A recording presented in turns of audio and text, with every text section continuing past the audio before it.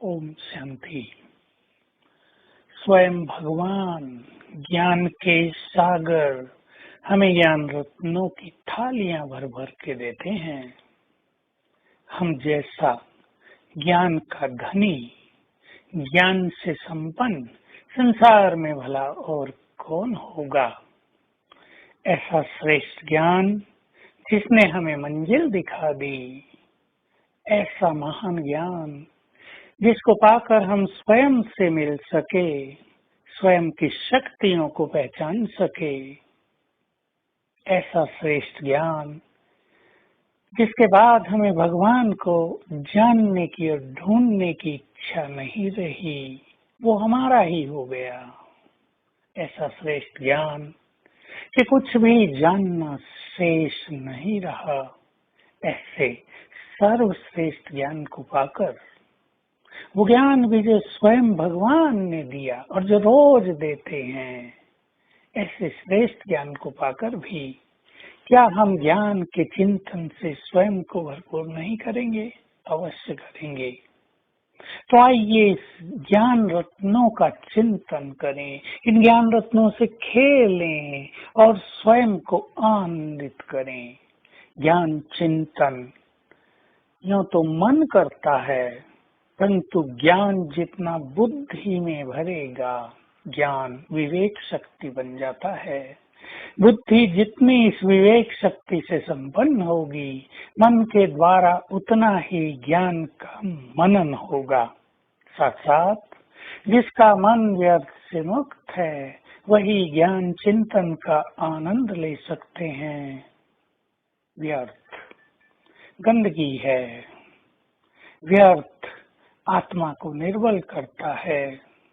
बहुतों के अंदर तो व्यर्थ के मानो भंडार भरे हैं। सुनना भी व्यर्थ, देखना भी व्यर्थ, बोलना भी व्यर्थ, सोचना भी व्यर्थ, व्यवहार में भी व्यर्थ। इससे तो ज्ञान का आनंद कदापि मिल नहीं सकेगा। तो आइए इस ज्ञान का श्रेष्ठ रस पाने के लिए, अपने महान विचारों के द्वारा परम आनंद की अनुभूति के लिए हम ज्ञान के चिंतन को बढ़ाएं।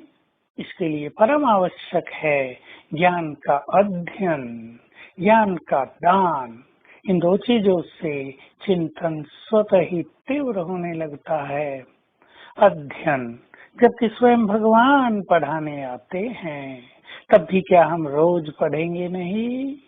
जिसको हम बुलाते थे, आओ सत्य राह दिखाओ, सदगति गति का मार्ग बताओ, मंजिल दिखाओ।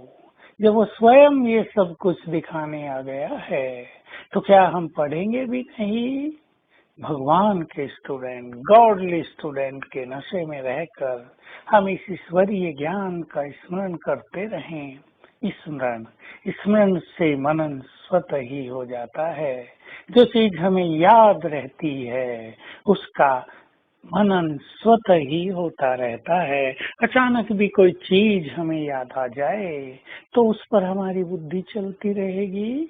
तो रोज मुरली सुने, साथ में लिखें और 2-3 पॉइंट सारा दिन के लिए ले चलें अपने साथ। जब 2 चप्पलें जूते पहने, तब 2 पॉइंट्स याद करें। जब घर में चाय नाश्ता करें, तब 2 पॉइंट याद करें। जब सेंटर से घर की ओर चलें, जितना भी समय लगे, मुरली को जरा रिवाइज कर लें। तो मुरली ईश्वरीय महावाक्य हमारे चित्त पर समा जाए, राज करने लगे, छा जाए। तब मनन चिंतन हमारे जीवन का एक अद्भुत आनंद होगा, क्योंकि इससे ही विचारों में महानता आती है, व्यर्थ समाप्त होता है और आत्मा स्वयं को गुह्य ज्ञान से भरपूर महसूस करती है। जो लोग ये सोचते हैं कि हमारा मनन नहीं होता, वो आज सारा दिन अभ्यास करेंगे। मैं गॉडली स्टूडेंट हूँ, स्वयं भगवान मुझे पढ़ाने आए हैं, और आज से मुरली की 2-3 बातें याद करना प्रारंभ करें, तो चिंतन प्रारंभ हो जाएगा। आज सारा दिन अभ्यास करेंगे बाप दादा के आह्वान का उसे बुलाएंगे, देखेंगे हमारे बुलाते ही वो हमारे सामने उपस्थित हो गए, हमें दृष्टि दे रहे हैं।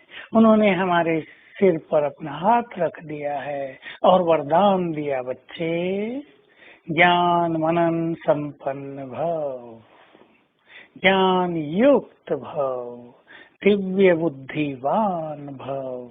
ये 3 वरदान आज सारा दिन लेते रहेंगे। ओम शांति।